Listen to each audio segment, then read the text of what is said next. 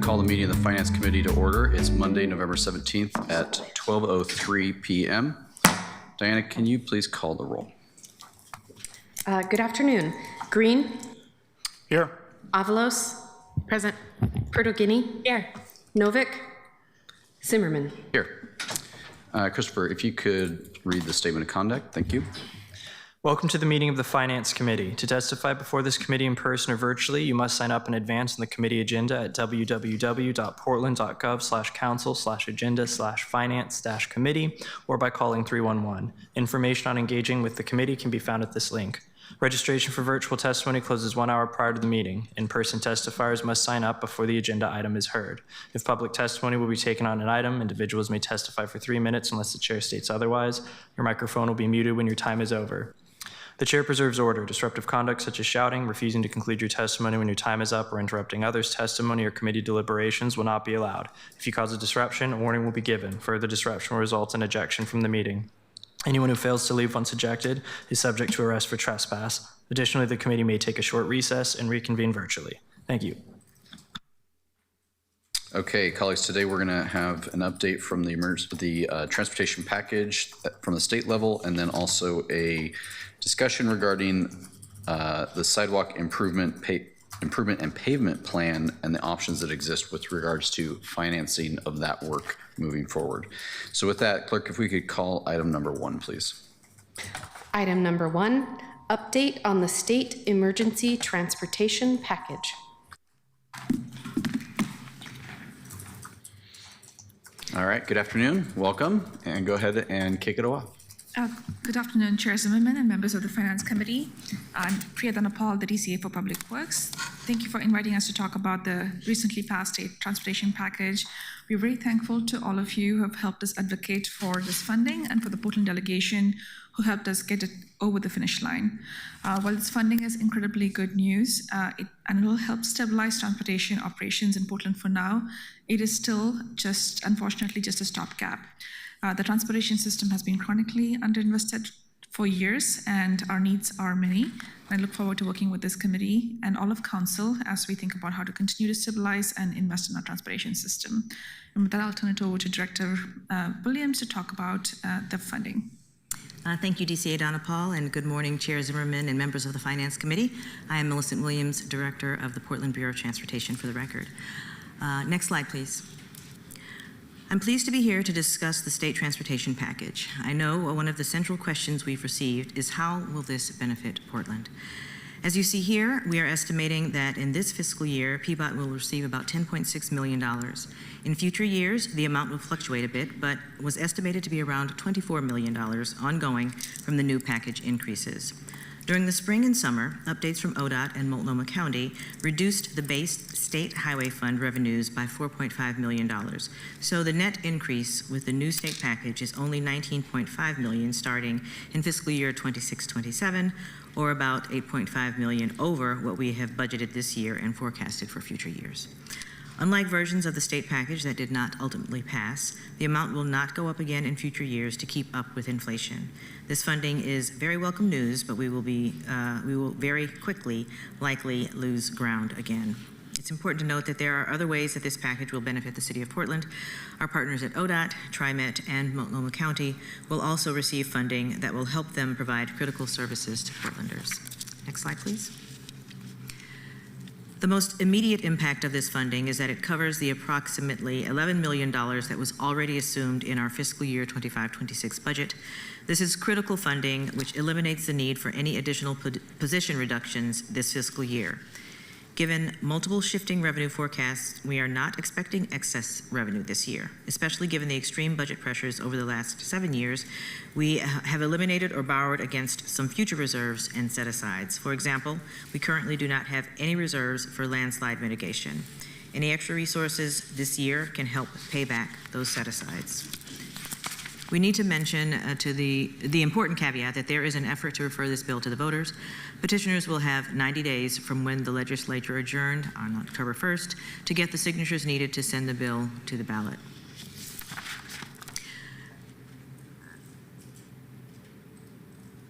Longer-term impacts on PBOT's budget will be an approximate 7% per year Slide, inflation. please. The next slide for the long term. Yes. There you go. Thank you. Approximately 7% per year inflation over forecast period means transportation package increase will barely cover the cost of inflation for 1 year of the 5-year forecast. Additional basic maintenance and operations needs considerations for fiscal year 26-27 include commitments like continued expansion of street sweeping. We would be able to restore cuts in contract paving and microsurfacing. There would be significant liabilities and risks that we are currently experiencing, like for streetlights and signs and pothole response, significant asset backlogs, which we have discussed extensively, and then rising severe weather response recovery costs like riverine flooding, landslide abatement, and snow and ice. Next slide, please. Even in the longer term, this funding is just a drop in the bucket. It will prevent us from facing another potential major cut next year, but will not do much more than that. Our forecasts are showing approximately 7% average per year inflation over our 5-year forecast, which means that the additional revenue we will receive in 26-27 will be completely taken up by the inflated cost of covering our current service levels. I'm sorry. We have ongoing commitments, and this is actually from the last slide. We have ongoing commitments like the plan to fully restore residential street sweeping after having it cut from the Bureau's budget in 2023. Doing so will require increased funding. Over the last 7 years, we've had to make a number of other cuts, painful cuts, like significantly decreasing our contract paving work, microsurfacing, small safety projects, and even things like funds to replace parking meters.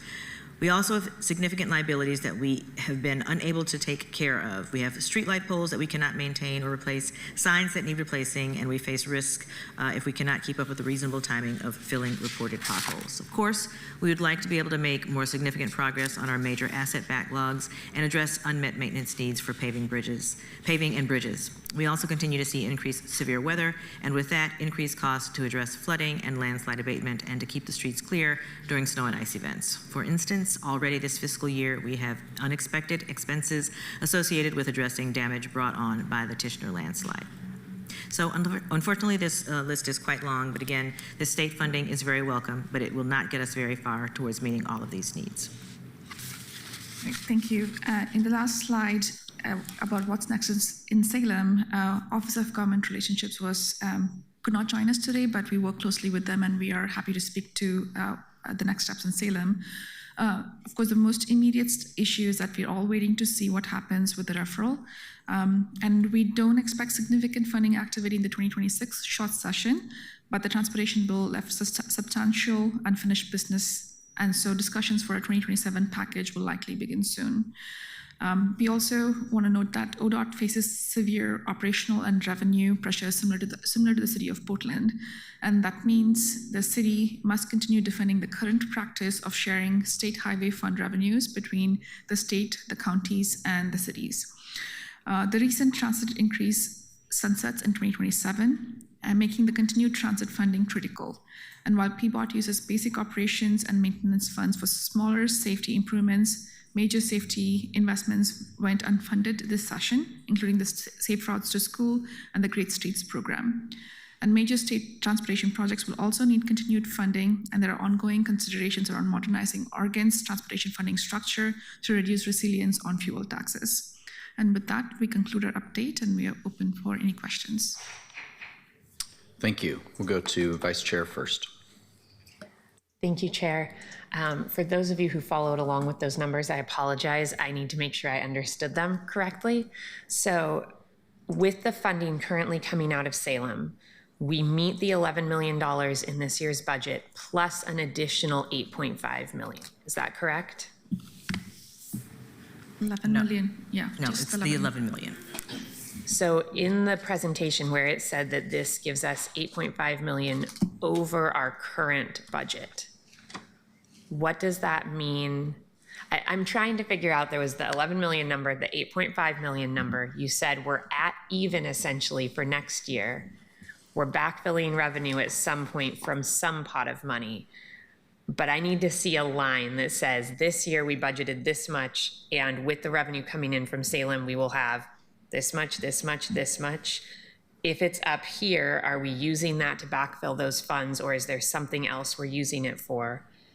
Next year, maybe we're at even, we think, and then going down. I need this line to follow clearly for me. We have Jeremy Patton from the finance team who can answer to that. Good afternoon. So the 11 million budget, Jeremy Patton with PBOT Finance, the $11 million budgeted this year is what we expect to get from the state package this year because it's only a partial year. Next year, we were expecting about 23 million, but then that dropped by about 4.5. So that gets us to that 19.5 million is what we expected for next year. If you back out the 11 from that, which is already budgeted, it leaves us with about 8.5 of new resources starting in 26, 27. And we expect 7% inflation. Correct, which is So going to eat up that 8.5. Yeah, we'll eat up 7 of that 8.5 or something like that, a little over 7. Yeah. of the 8.5. Yep. So next year, we expect to have an additional 1 million that presumably we need to use to backfill the millions that we have taken out of reserves. And then we're in a deficit again. So even with this plan that looks on the surface like it's additional dollars, what we are talking about is cuts budgets moving forward, with the exception of 1 year when we actually ought to be having a cuts budget so that we can backfill all of the reserves that we've taken from over the past few years. Is that an accurate statement of our financial position in PBOT right now? Yes. Okay. All of my follow-up questions then are moot. Thank you. Funny how it does that, right? Councilor Green. Thanks for clarifying. I had similar questions, and that's really important as we think about next spring. But my question is, just given the utter failure of our state government to adequately provide the resources that we need to operate, and I'm sorry, I'm not gentle in my words because I'm frankly disappointed. I know that we're going to receive a report about a month from now recommending a series of potential revenue options that the city has some control over it. Given this context, do those options, to the extent that you can telegraph this at this time, do they take into context this state challenge? Are they sort of like assuming for granted that the revenue options that we're going to be presented build upon historic norms for state grants, or is it to say we can't really count on that anymore? Here's what we need for Portland. Does my question make sense?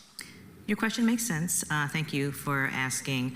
I don't want to get out ahead of the report being presented to council, but there are a number of considerations that are being brought to bear as a series of options are being collected to be able to provide for your consideration. I appreciate that, and I look forward to that conversation. And I'll just say, when we talk a lot about doom loops at this dais and in this community, to me, there's no greater threat to making that a reality than having the Oregon State Legislature pass through cuts from the federal government to our own coffers that then ends up starving our municipalities of the funds that we need to operate, upon which the private sector sits. So I just wanted to use this little space I have here to say that, and I am done talking. Thanks, Councilor Green. I want to go just a little bit into, it sounds like the way that you're talking about these revenues very much in the maintenance category. Okay, so we seem to continually be in this conversation of like, okay, we've got this maintenance backlog. We want to keep the light poles safe. We want to update things. We want to fill potholes. So if we're using this state money for the maintenance, I have a tough time squaring it with our new projects and how we tackle that, right? We're sitting on 4th Avenue that's going through a huge project. It is hard to listen to the Bureau talk about maintenance concerns when a road that was working is being redone when there are other roads with massive potholes or with failures. And so where do we, I'd like to understand better your decision-making apparatus in terms of how you deploy different pots of money, where you make choices about new assets or new improvements on roads. And while they might be great improvements, it's hard to be supportive of that when on the next conversation is, boy, we can't maintain anything in terms of would it have been better to spend whatever amount is getting spent on roads that are already working on the potholes who are already open?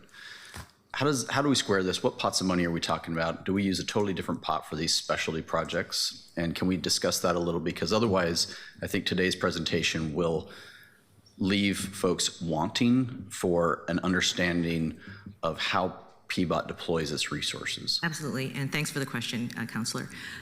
The Bureau has the opportunity to do projects that are funded from a series of different sources.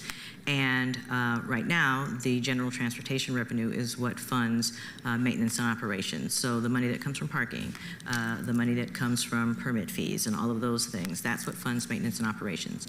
The projects like 4th Avenue and several other major capital projects that people will see all over town that look like they're focusing on a future and not maintaining what's currently here, that is what it actually is what's happening. It's looking at the future of what corridors can look like, and it's funded by sources outside of that GTR pot. So there are a number of grant funds that come to us. We get federal funding. We do get state funding for very specific types of projects. And in the case of the project on 4th Avenue, it started out as a Fixing Our Streets project, which was basically going to repair the pavement and the curbs and some of the sidewalk issues that might have existed along 4th Avenue.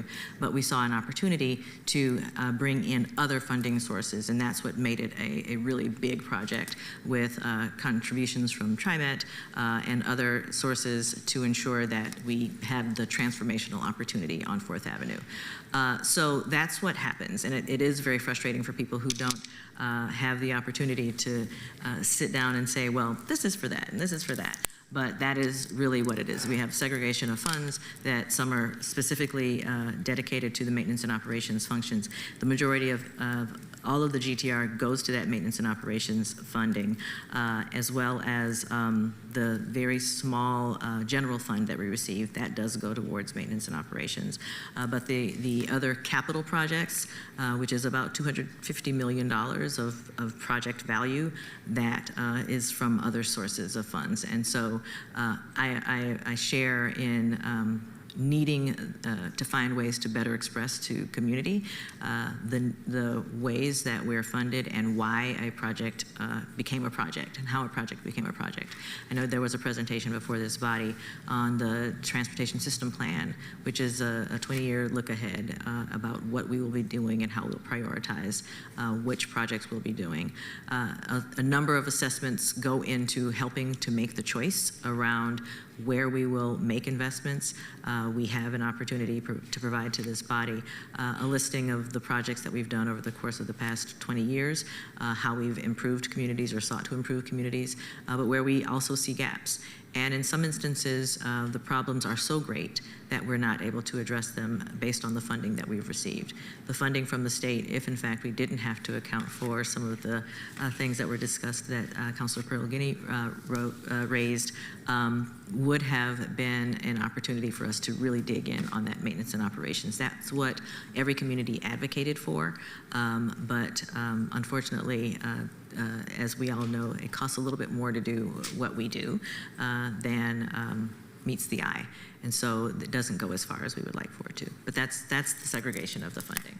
So I am cautioned by some experience in other governments where we really had to keep a fairly watchful eye on the lines of business that our organization pursued from a grant perspective, because every now and then it gets you into a line of business that maybe the governing body didn't fully bless off on us being in for maybe the next 5 or 10 years, right? And this happens in grants. So it's always, we talk about it as a good thing to go after grant funding. In this case, are we giving up anything by pursuing certain grants in terms of our ability to either execute resources or keep employees on what we would call maintenance side of our operation? And I say that from you've got a certain number of employees, a certain amount of contracts. Is there any money that could have gone to maintenance of our transportation system that went into, and I'm just using 4th Avenue because we're sitting on 4th Avenue, but there are many across the community, where we can evaluate that balance. And I say that also with an understanding that I'm sure the 4th Avenue plan was well in the mix before this council was seated.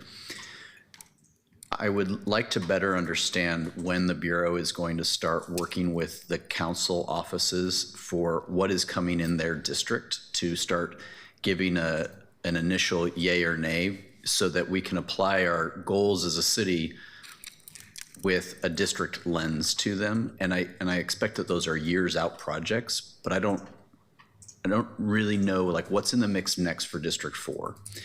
And how can I shape that with respect to the balance of maintenance needs versus going after new shiny things? I'd like to be able to engage in that conversation, and I don't feel that aside from the Transportation Committee, that topic is happening. So there's 2 questions. When will we start engaging on district projects and how to put that lens on it? And then also, are we, though, giving up anything in our maintenance world when we take on grant-funded projects? Ideally, I'll start with the last question first, because you asked it first when you started to pose the question. Ideally, we're not giving up anything from the maintenance perspective. And in fact, our projects build into them, to the budgets, maintenance on the back end, or they should be building that in. We should not be building anything that we cannot, going forward, maintain. That is something that we are thoughtful and intentional around, and actually impacts the overall scope of the project, in that if in fact we say we want to do a 10-block project, but we know that it'll take $1 million to maintain over the course of the next 5-10 years, we then have an $8 million or $7 million project to ensure that we can maintain the project. So that's how we are working to back out the maintenance and make sure that we're not shortchanging ourselves. But we don't swap out maintenance work for capital work. To answer that question, I think, in as few words as possible. There are instances when we do have our maintenance crews do some of that capital work, and I'll use Northeast Broadway as an example of that. Our maintenance crews delivered that. That was something that we would have normally had a contractor to deliver based on the amount of effort, the complexity of the project. But I am pleased to state that our team does an amazing job, and in fact, they are our contractor of choice. So when we're able to use maintenance crews to do the work, we do that. So there are a number of smaller projects that we have that are in our quick build category that we choose maintenance to do that work. But again, that is new work. It's not always just maintenance work that they're doing. To answer your second question, we'd love to engage council on the projects that are happening in your districts. We can provide for you even today the list of projects that are slated to happen over the course of the next several years in each of the districts, so that you're well informed about that. I want to clarify. I'd like to be engaged when there's an opportunity to make adjustments. Oh, absolutely. Not if they, hey, by the way, we're going to shut down a road and want to tell your neighbors. Very different engagement. I was going to get to that. Yeah. I wanted to let you know that today we can let you know what is currently planned, and even in that, there are opportunities to review what's currently planned to be able to make adjustments. And then a second part of that is as we're looking at our 5-year look ahead, our 10-year look ahead, our capital investment plan, how can we make sure that we are better engaging council so that we are not just looking at what's historically been our role in terms of using the TSP to decide what we were going to do. This is a new opportunity for us to really engage council with that district representation to ensure that the projects that are proposed not just meet the purpose and need of what we think is important, but also what you are voicing as needs in your community that you're representing. I look forward to that. It doesn't feel like that is an area that is welcome yet, and I think it's part of us getting used to the new form and what we're doing and how we're going to do it. But I really look forward to it because I think it's one of the powers and the benefits of the district representation model. And I think about Vision Zero as an overarching city goal. How we achieve that in District 1 and parts of District 4, I think are going to be quite different than how we achieve it at 32nd and Belmont, right? Absolutely. And that is I think the strength of our district model, and that's how we can utilize the counselors to help put each of our little micro communities stamp on the overarching goal. And so I'm really looking forward to it. I know we're in our first year of figuring out how to do this, and most anything that went into the dirt this year was well pre-planned before us. But I think for me, that's the model going forward, to see how do we engage, how do we kind of means test things and make sure that we've got the district representation on board for the projects that are coming in a few years. So it's a welcome invitation. I'm looking forward to it. I'm not sure what form it will take yet, but thank you. Yeah, we'll be figuring that out. I think, and I'll keep harping on forth because again, it's right here. Before we even started in earnest on design, we engaged the systems that were available to us at that time. So there were committees, there were councils, not city councils, but other councils of groups. There were neighborhood associations. And so the desire is to make sure that we are engaging appropriately. And when we talk about deep engagement, when we talk about effective, comprehensive, that's what we mean. And it certainly and will definitely need to include council leadership in the spaces as we move forward. Yeah, I think we're transitioning from stakeholder engagement, meaning you are a group of people who love this thing and you're going to weigh in on it across the city and usually get in your way, to getting to an engagement based on districts that will have some of that stakeholder in it, but not being an echo chamber that is only the one thing. And that's, I think, when I was coming into this role and looking at the way that our various committees were engaging, it seemed like a very loud microphone on a few key constituencies that advised PBOT instead of neighborhoods that advised PBOT, and I'm looking for the districts to get some weight there.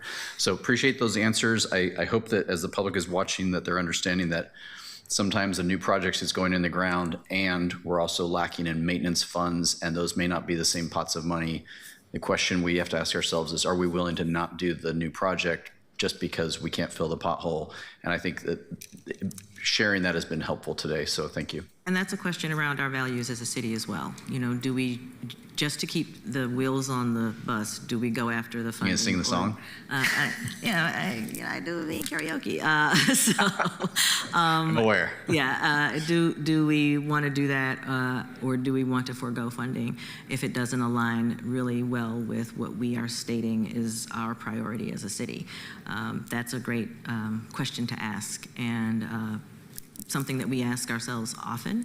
I'm not interested in us just chasing the shiny objects. I'm interested in us making sure that we're doing things that are aligned with our city values, our core values, where we need to move, and ensures that we are providing the services and the types of projects that people actually want to see, not just the ones that, because of a popularity or the ability to find access, that get priority. So.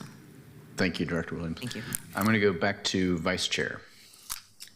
Thank you. I'm going to go back to one of the follow-up questions that I had previously, and I apologize to the chair of our Transportation and Infrastructure Committee because this question starts to veer into policy and away from finance, but I think it's important to ask today. We are facing shrinking budgets, essentially. And we may have options for additional local revenue. We may be able to negotiate a better package at the state, but we don't know that for sure. So while we sit here thinking already about next year's budget, where we will at least break even, are there things that we should be considering investing in different ways because it could save us money in the long term? Are there things where we have said before, if we could spend a little more on this project, it would last a little longer? If we could do all of these things at once, it would cost less moving forward. But we have not been in a position to do that. And next year, when we have a full budget, but know that we will have cuts the year after, we should consider tightening our belts a little in advance to be able to make those investments that will leave us better off in the out years of this transportation package. There are certainly ways that we should be looking at the future of our funding and identifying ways to maximize efficiencies. I think the Unified CIP process is one of those opportunities as we look at, again, I'll use Fourth, as we look at Fourth Avenue, that really is a project that could have been a part of what it will be a Unified CIP project or program, because the Water Bureau was a partner in that. Bureau of Environmental Services invested in that. The Parks Bureau invested in it, as well as PBOT. So that's a way for us to figure out how to better streamline and use our resources. That's some months down the road before we're able to actually see the benefits of that type of work, but that is one of the spaces where we can maximize efficiencies. As it relates to which part of the balloon we're squeezing, I think that that's the exercise that our team will be going through over the course of the next several months to determine how we might be able to find some efficiencies, invest in other places. To your point, if we invest now $10 million in pavement on a corridor, it'll last 30 years versus doing potholing. So that's the type of thing that we're talking about doing, and actually doing this year. We can, at the appropriate time, speak to the reduction in the number of pothole calls and claims we've received over the course of the past year because we've shifted our strategy. And we're not just going $300, $300, $300, $300 pothole replacement, but rather doing a full block and trying to do a grind and pave and finding efficiencies there. May spend a little bit more on the front end, but it will last longer on the back end. So that's the work that we're working on, that we're doing now. Can you come forward to us with a budget proposal for fiscal year 26, 27? I'd be very interested in having a conversation about how we use the state dollars that we have, knowing that they will stretch less and less far every year, to take on that type of thinking about how we keep our assets up in the Happy to city. do that. Thank you. Back to Councilor Green. Thank you, Mr. Chair. I want to talk about the inflation assumption in the slides. 7% over the forecast period, is that 3.5 and 3.5, or is it 7% annualized? Per year. And is that developed using like sort of, is that a PBOT forecast, or is that like the state? It's inflation factors that we get from the city economists for health benefits, PERS benefits, external M&S, personnel changes, et cetera. It's a combined. So it is a function of our own internal kind of cost structure in some sense. Correct. Okay. I only raise it because, I'm looking at the producer price indices for the relevant sectors where we do this type of work. And we've come way down from the pandemic highs. And, I think the most expensive that I'm looking at here is special index for construction materials. But the point being is, I hope that we align with where the rest of the industrial sectors have normalized in terms of inflation forecasts. I know a lot of it's driven by our own contracts, bargaining unit contracts, and that's, we make decisions around that. So I was just trying to better understand where the inflation numbers come from. I would say our external M&S is much closer to those CPI numbers that you're looking at. It's the personnel side of things with PERS, with health benefits, et cetera, union contracts. Those are higher than those rates. Obviously, there's other internal costs that we pay for our internal services within the Bureau that are going to be higher than those CPI costs. And those internal services are, Everything from fleet, facilities, technology, et cetera. okay, got it, thanks.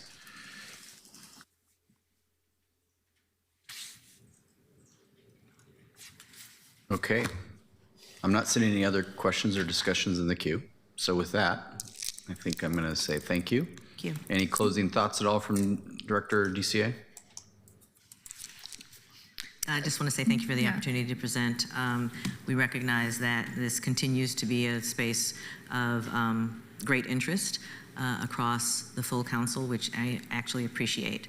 The introspection, the intentionality around the questions, the curiosity to understand the what and the why is really appreciated, and giving us the opportunity to provide those answers and give voice to both the concerns as well as the opportunities, and the future of partnership is well appreciated. So thank you. Thank you. And before I go back to DCA, I have one that you did mention that there is a potential election referral I did. regarding this.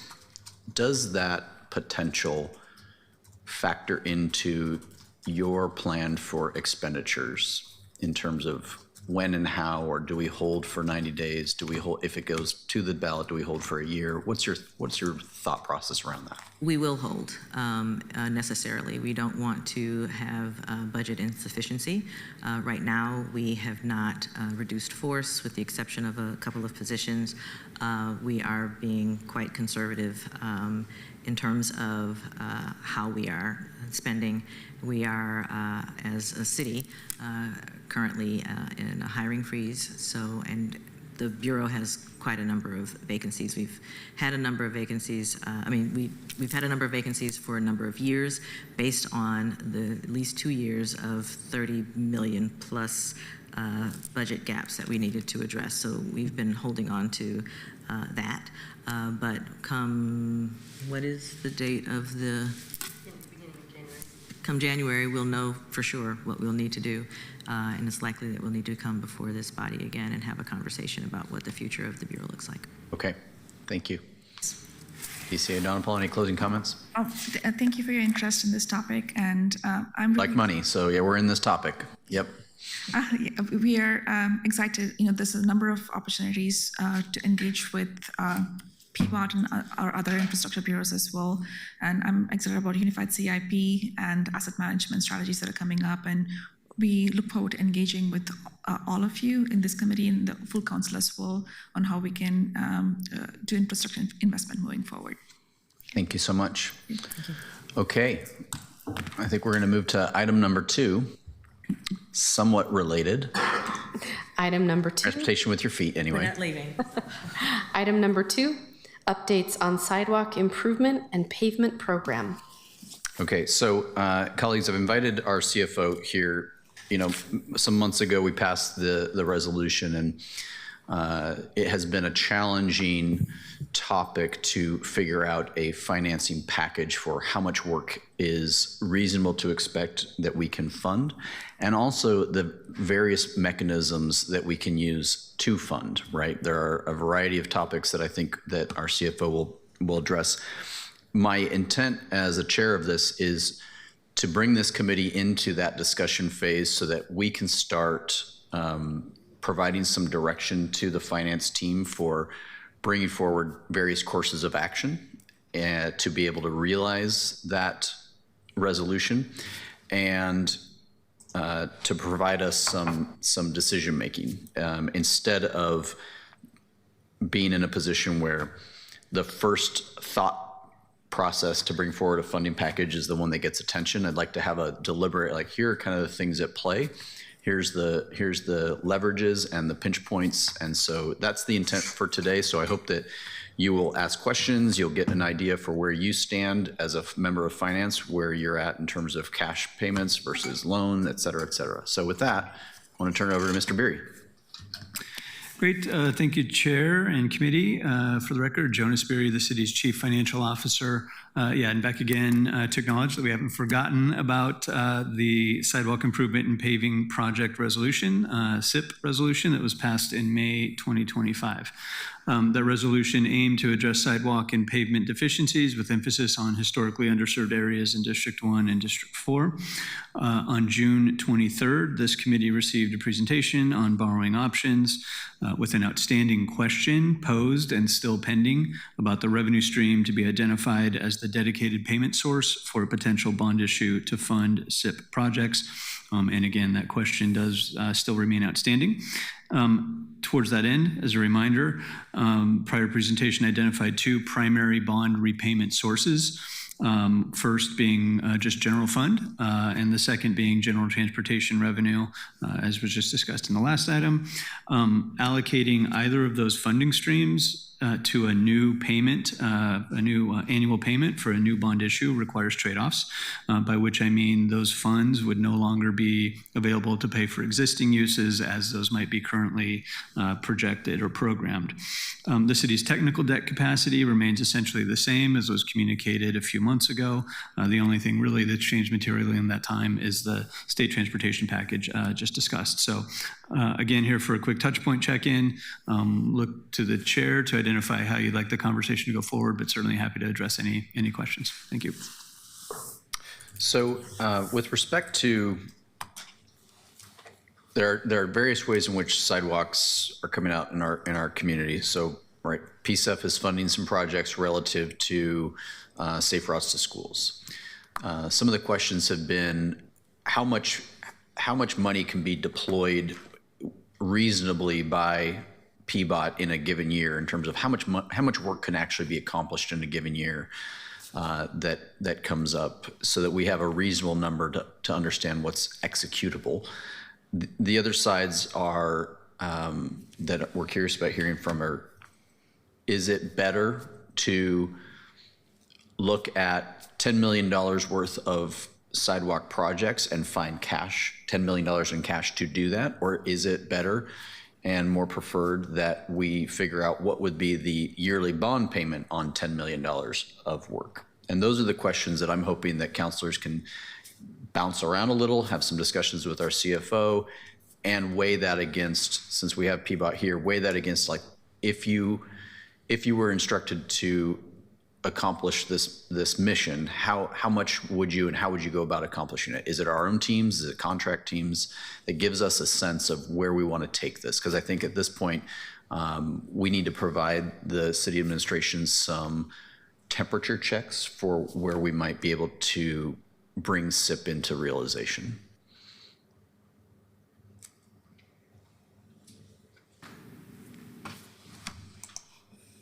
We'll go to Vice Chair. I think you're looking for us to ask some questions down these paths right now. Is that correct, Chair? Okay. I'll start with a couple, and hopefully that will inspire deeper questions from some of my colleagues. The first is, Jonas, I'm hoping you can ground us when we're thinking about the path of bonding capacity. And I know the chair laid out a few potential paths. We know from our team at PBOT that they are often looking years out for projects. As you think about the city's bonding capacity and what we have coming off the books, what bonds will be fully paid off over this next, let's say, 2 years. Let's give ourselves a 2-year time frame.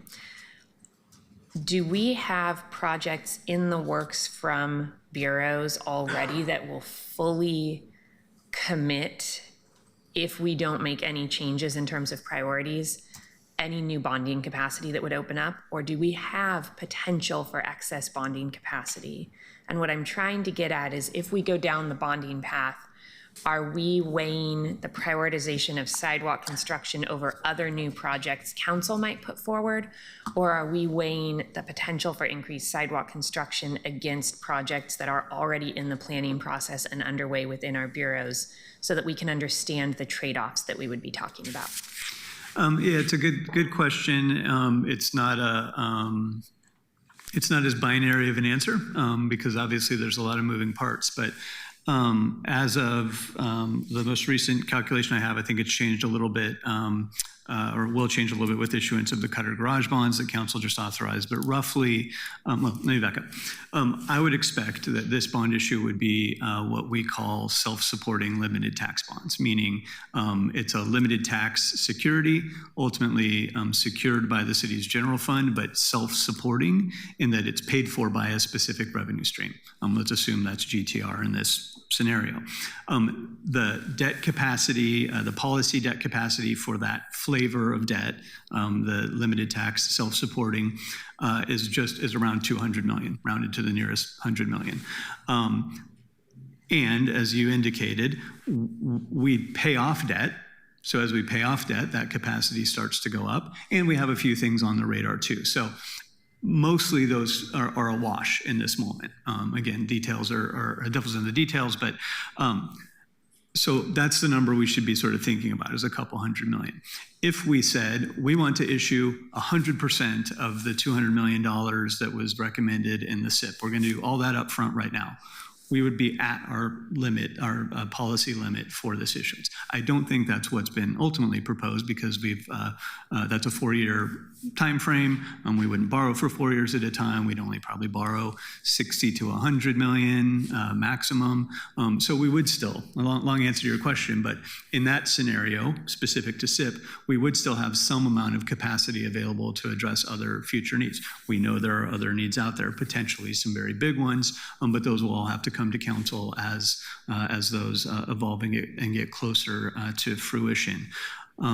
There aren't any, I don't think the debt manager's here in the room, but I don't think there's any very, very large borrowings that are on the radar for the next couple of years, other than really big projects that we know are out there that could evolve into a borrowing request. So what I'm hearing is that the capacity currently does exist. Asterisk, knowing that there are some large projects that we are talking about as a city also. But as of today, the capacity does exist to do a portion of this if we are willing to dedicate the GTR moving forward to pay those bonds off over the next period of time. That would be correct. Okay. I'll give somebody else a turn. You come back. And yeah. Councilor Green, why don't you go ahead? Yeah, thank you, Jonas. That's helpful. I just kind of want to ground us a little bit. So I think when we first were talking about this in the context of the resolution, and I see Director Williams is still in the room, but I think at an upper bound limit on what we could potentially absorb in terms of work and capacity inside the bureaus, it was, I think, at most $50 million in a given year. I'll wait for Director Williams to come to the dais and answer that question herself.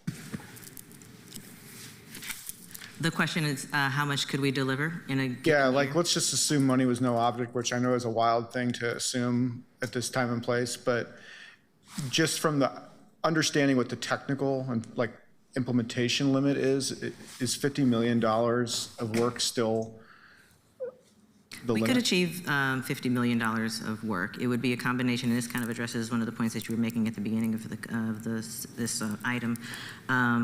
It would be a combination of our maintenance crews as well as contract crews delivering, and it would be a combination of internal design as well as consultant design for the more complex projects. So, and there is the opportunity for us to, based on the expertise that we have on our staff right now, do what's called field fitting. So they essentially could go out into a neighborhood, see what the conditions were, very quickly go back to the office, develop a set of plans, and within X number of days, weeks, have crews out working to make the repairs.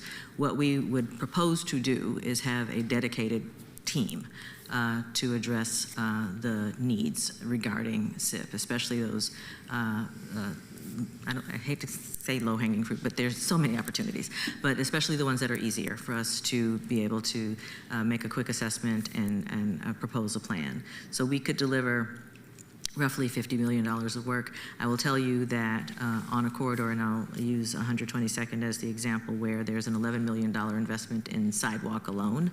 That's only a little over a mile of sidewalk. So that's not in our view, how we are anticipating SIP would be manifested. It really is a block by block, neighborhood by neighborhood, seeing how we can address things. Careful to not design a program that eliminates or keeps union represented staff from being able to take advantage of the opportunities. There are thresholds that we have to be mindful of, but there is the ability and capacity for us to be able to deliver that. No, and I appreciate that, and then reinforcing this concept of field fitting and making being cognizant that you can burn through $10 million like that Very easily. and not really make much of a material impact on the broader problem. I did some calculations, Jonas, and I wonder if you can maybe give me a ballpark if these are reasonable. Based upon the Cutter Garage issuance, that was $40 million in those terms. It was about $3.3 million of annual debt service maintenance. I calculated at 50 million, same terms, it's be $3.6 million in debt service. And then 10 million, which was the first number the chair kind of threw out, would be $727,000 in annual service. So just wanted to provide, for sake of the discussion, what the range of annual debt service looks like between $10 and $50 million. And $50 million is important because I wouldn't want us to try to go out and imagine a financial strategy that was like more than what we could achieve inside the Bureau. So I think that you can respond to if you want, Jonas. I know the Treasury Manager's, debt manager's not here, but, and then I'll yield for now. Yeah, Councilor, I would say based upon the Cutter Garage results, that's accurate. Typically, so I had some similar kind of math here. I'm just taking a peek at the 50 million level, we would estimate probably just over 4 million. And largely that's because we want to have some conservative cushion. We know we got very favorable results when we issued the Cutter Garage, but we don't want to plan for those results until we get them. So just to be clear for the record, at that 50 million level, we'd probably be assuming the annual payment expectation of just north of 4 million. And then obviously if we get better results, then that's great, and we'd accept those lower results. Thanks. I don't think I've got any more at this time. We can just kind of keep conversation going. This is great. So I appreciate kind of hearing a little bit from the director regarding what sounds like a fitting of different types of sidewalks to the neighborhood of the geography that we're talking about, right? I love hearing that. It's important to me as a District 4 person. So given that part of the conversation and knowing that it is within the realm of what we can do is great to hear, because my mindset is when it comes to SIP, which I take SIP as sidewalks that would not have otherwise been built. How do we maximize the frontage? Meaning some things are not going to be 10 feet wide. Some things are not going to be maybe well drained. Some things are not going to be maybe more than just a slab of asphalt in some places. I see a variety of situations, because I'll say back in the resolution, anything was better than mud. It was my mindset in this. So I think that for me is a parallel track. But I say that so that I can kind of frame up from a financing track where we might develop a finance plan. I wonder if it is from the CFO's office in these first few years, if it is a better assessment to go after some low-hanging fruit, some projects we can execute them maybe in the first few and use cash payments, or if it would be better to set up so that we're in a debt payment situation, and where we should be looking at trying to identify revenue for this project. I think the way that PSEF is helping pay for sidewalks, it's been cash payments, but I don't know that for a fact. If perhaps they're using that money for a debt payment. But I'd like to hear what your opinions are from your professional seat on, at least in the first few years as we kind of ramp up and know what this looks like, because I do believe that there is probably somebody dedicated who's going to have to be the SIP czar to really put a lens on how we're going to deploy these projects. in the out years, but I'm just curious, Jonas, how those questions land with you and what your thoughts might be. Yeah, great questions. I appreciate the line of thought for sure. So generally, from a best practice perspective, we would not prefer to issue debt until we have pretty strong clarity about the scope of the projects that are being funded by that debt, being financed. And that's both the body of work and the timeline. And so I say that because it's very common approach to start that work with cash. And so you get through some of that planning phase and you get through some of that initial scoping to identify what is the bigger than a bread box. And then you identify, okay, now we know it's 80 million that we can do in the next 2 years, or it's 60 million, or it's 140 million, and then start to scale that in comparison to revenues that are available and what trade-offs may exist. So we're having that conversation. We're sort of inching our way into that conversation a little bit here, but I do think that's a valid approach to sort of start that with that cash approach. Now the trade-off is you don't get as much bang for your buck. Right, because if we imagine Councilor Green used the example of 3.6 million, or let's say 4 million for a $50 million bond issue, if you have 1 year at that amount, you're only going to have $3.5–4 million to play with. So you're not going to get a lot of in the groundwork done, but you're sort of using that revenue stream as cash up front, and then funding the kind of bigger family of capital work down the road. The other thing I'd acknowledge, which maybe hasn't come up in this discussion, is also best practice that typically a debt-funded project would also have a cash contributed element. So meaning we wouldn't just have debt funding, but we'd have a mix of cash and debt.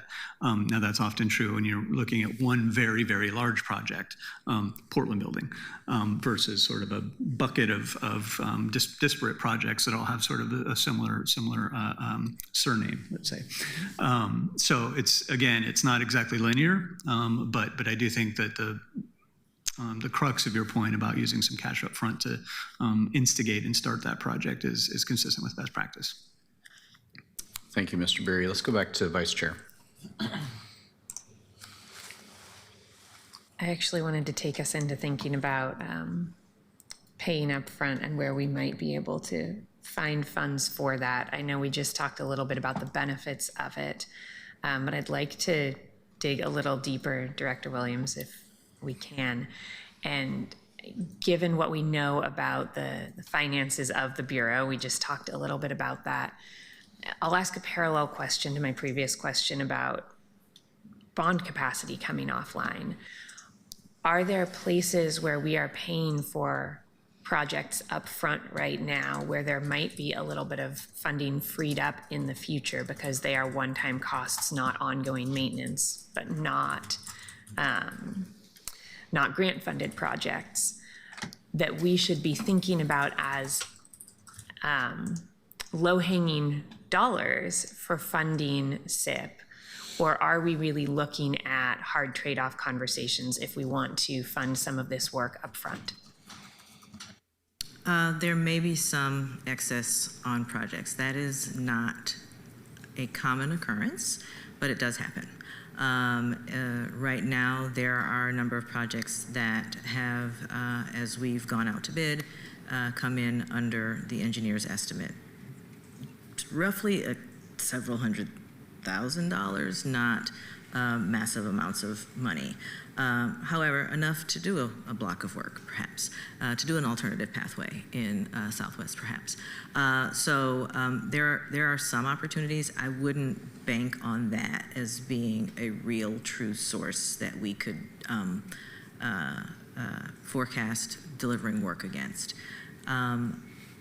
The other alternative would be, yes, needing to potentially cut other services to provide the opportunity to do this work. The challenge that we have is if we were to cut what would the other services be?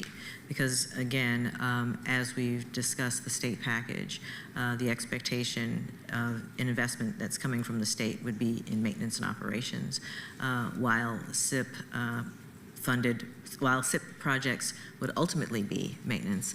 Right now, to start, they are new projects, and so that would be something that we would need to be really, really careful about in terms of how we account for it and how we tell the story around what we did with the investment.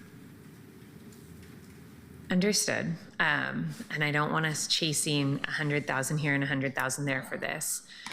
When we, one of the benefits of bonding is that then you have to pay. This suddenly becomes a priority payment.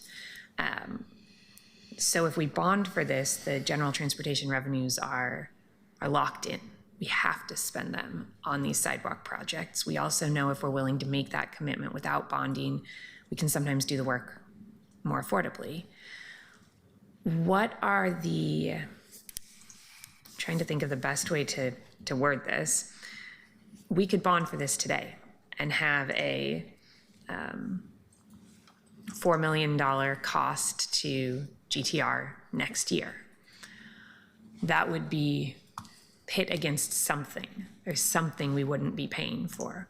What is that something we wouldn't be paying for? And what would it mean for us to decide not to bond, but to equally prioritize that $4 million in GTR to sidewalk construction without an interest rate attached? While I could answer the question at a 10,000-foot level, I prefer to ask that Jeremy Patton provide the insight he's been working on developing.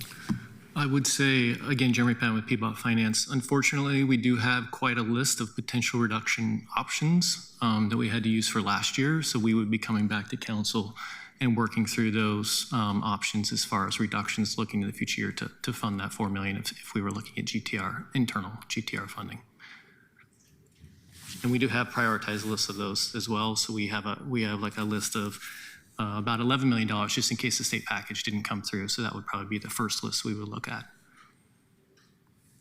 Okay, and I don't think we need to go through the whole list right now, but part of what I'm trying to get us to think about is, do we need to bond to prioritize this, or can we be disciplined and prioritize this without bonding? And I think I have seen too many public bodies say, let's just bond for it. It's fake money, we pay for it later. It sounds to me like we have the same trade-offs in GTR, whether it's paying for the bonds or whether it's paying outright upfront for the sidewalk construction. If we're going to be having the same trade-off conversation no matter what, then I hope what we can do as the Finance Committee is focus on whether it's a better financial path to bond or to pay upfront, and to not worry that we have to bond to prioritize the funding, but to just say we want to prioritize X amount. We know we will have to make trade-offs, and which is the better financial decision, bonding or not. Let's go to Councilor Green. Thank you. Jonas, you mentioned something that was interesting to me, which is that it's generally a good practice to identify the list of projects that you want the bonding to pay for. Is that, I'm sure there's a number of reasons for that, but is a primary reason because how well you place the bonds and at what price? Does that matter on market? That is not, Counselor, as important to the market. I mean, we want to know for a couple of reasons. I'd say it's good practice, best practice for a couple of reasons. One is we do need to identify upfront that we expect to spend the proceeds down within a certain time frame, and that is a requirement of the bond issue. So having clarity about the projects makes it easier to make that determination. So that's sort of piece one. Piece two is it's not great practice to just be sitting on a pool of cash and then say, well, gee, we hope to spend this down over the next year or two. And so that's really why it's sort of the best practice is to have clarity around those specifics and details. Ultimately, the market just cares about whether we have the resource to pay it back. I can appreciate that. And I do think, if I recall from the text of the resolution, there was some intentionality to study a list of projects that we might want to do with this bond finance. So there's a bit of a sort of who's on first aspect of this conversation. But I kind of, that got my wheels turning a little bit when you mentioned that, because I think, and I wasn't here for this, of course, but the Build Portland bonds that we issued back in, I think, 2017, 2018, around that time period, that Ted Wheeler had created an initiative around, I don't think that identified all the projects that we would do with those bonds, if I'm not mistaken. It did. It did. It did, okay. All right, well, that's good. Okay, so I think I'm hearing my colleagues talk about maybe figuring out how we might prioritize even with small money. I do think bonding is important to do this type of work because you have to do this work at scale, and bonding provides the resources for the scale. And I also see Councilor Smith out there who has a lot of ideas about SIP, and I wonder if we're going to get an opportunity to hear from her today. I'm happy if Counselor Smith wants to join the staff at the table. You're welcome, Counselor. Thank you. Don't go away.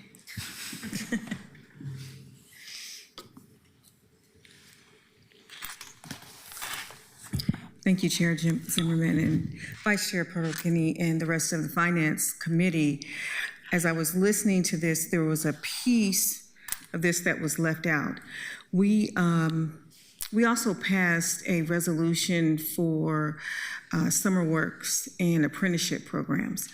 And I think where we may find some savings is through using our summer works program and using some of our already committed dollars that we use for apprenticeships. And so I want to make clear that we have an opportunity to hire folks from District 1 that would work on this project, and that we could help folks to begin to get their, go from apprenticeship to a journeyman. And that piece was kind of left out of the conversation.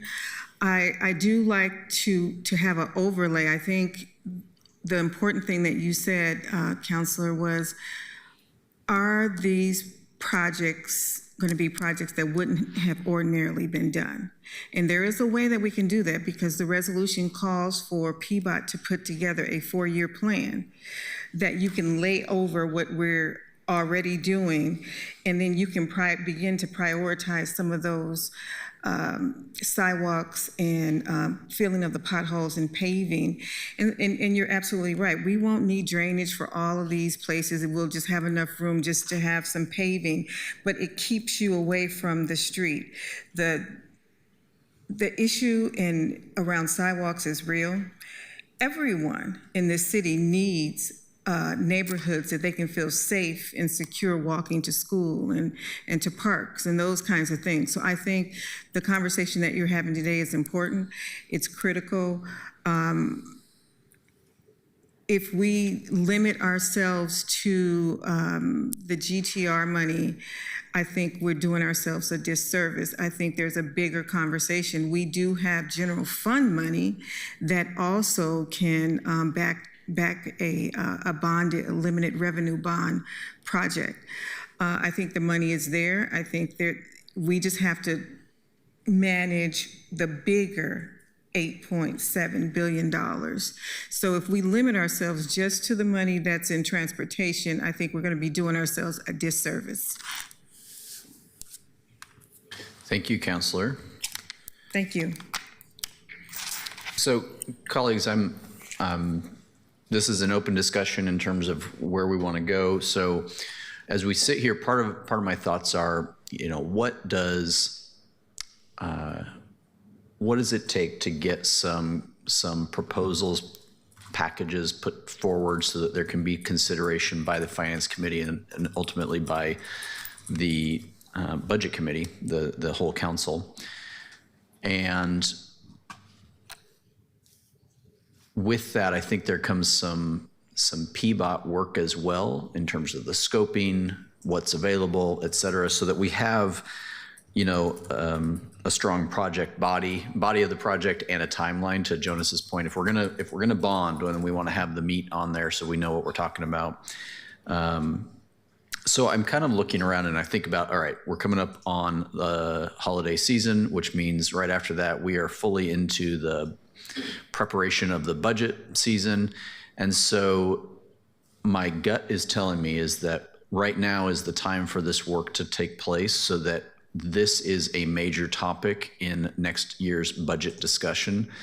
And this is an opportunity for us as a council to send a signal to the administration that we expect to see something on this topic, whether it be, and that we're, I think, inviting an opportunity to get some counselors to work with the staff on crafting these courses of action. And I'm saying that kind of out into the void to see who shakes their head up and down and who shakes it side by side. And I'm mostly seeing some up and downs like this is, we're going toward, we want to have a budget ask in the next budget relative to implementing the SIP project. Am I talking out of turn to any of my counselors or to the CFO? Okay, we're all seeming like we're in agreement in terms of that's the direction we need to be going. Vice Chair, do you have some comments? I just want to say I think that's absolutely the policy direction we need to go, and how vigorously I shake my head yes will depend on what funding sources come next as you continue to lead us down this path. Councilor Green. Yeah, I appreciate the structured approach. I think about if we want an ordinance for funding to come before this body or the broader body in advance of the next budget cycle, it needs to start here. We need to start having these kind of deliberative conversations. It's in some sense in the same spirit of like doing pre-work for the budget, the big budget, by having these conversations here. I'm signaling my appetite to do something, even if it's at the lower end of that bracket, just to start the work. I know that in our districts, there are some goat paths that could be reinforced and some shoulder widening that would connect some neighborhoods that are disconnected, and that's pretty cheap, relatively speaking. Nothing's cheap in this city, but so I think even at a smaller amount, where we have like maybe $1 million a year in debt service, that could be very meaningful to some of our communities. And so I'm willing to kind of put some work towards that and thought here in public. Okay. Any comments? Okay. We're not going to take any actions, but I think what we're seeing here, Director Williams and CFO Beery, is I think a willingness that it's probably time to, I'll put together a strike force, if you will, in terms of a few members of council, not a quorum of this committee, certainly, but let's start trying on some ideas and get an idea for appetite so that we can then bring back a proposal that already has some roots in councilors' decision-making. And I think that it's reasonable to bring those back in January to February as the budget season really kicks off. If we can try on a variety of different funding packages where we might make up debt, I think that a mixture of payments, a mixture of resources to pay for an overall debt payment are all things that we're going to want to see this group work on. And so I think I'll work with my colleagues up here in terms of who wants to engage off of committee time.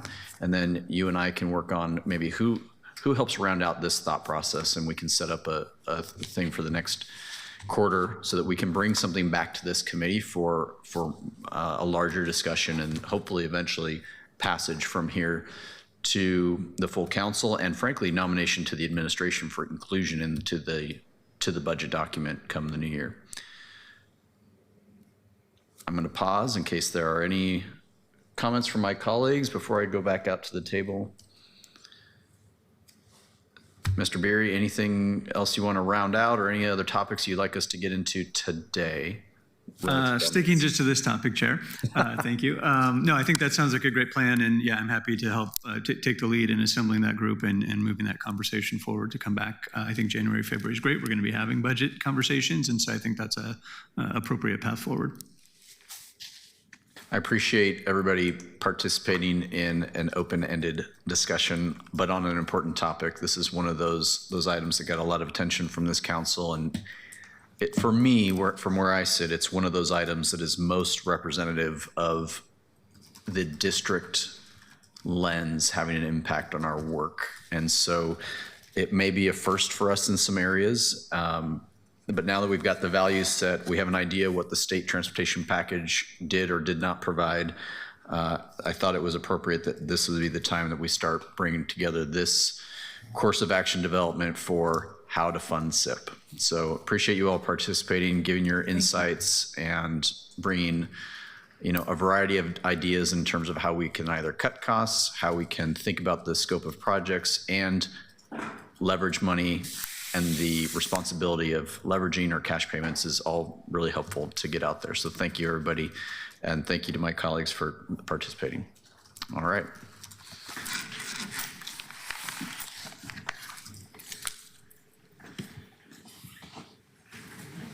Okay, colleagues, I'm looking down to make sure that I've got our dates right. Our next Finance Committee was going to be on Monday, December 8th. And just to preview some of that, I'm going to put it in, some of the items are housekeeping or necessary, and some items are more substantive. So we've got a preschool for all, IGA. We have a reserve contingency policy discussion, the ACVR. I won't even bore you with what that's all about. Our internal services fund, and some assessments from PBOT. Looking to see there's no other closing comments, and with that, we are adjourned.